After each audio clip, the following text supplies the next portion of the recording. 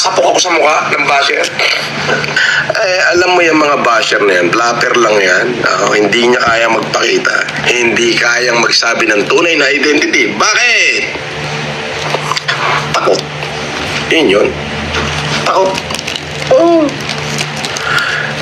Aminin nga niya kung sino siya. Pupuntahan ko siya sa bahay, sasampalin ko siya sa loob ng bahay niya. Tayo rito, akala ko ba'y may tira na kesyo, maghintay daw tayo rito, sila raw ay darating. Nakagising nga lang natin, kaya nakakatulog tayo kakantay. Oo nga panay antay natin, sabi ko for the first time, makakasapok ako sa mukha ng basher. Ang nangyari pala na may nga na naman ako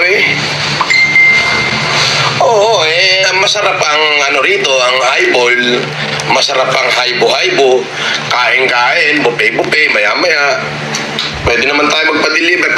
Bon, pa-deliver ka nga total kagigising natin, gusto kumain. Boss, kala?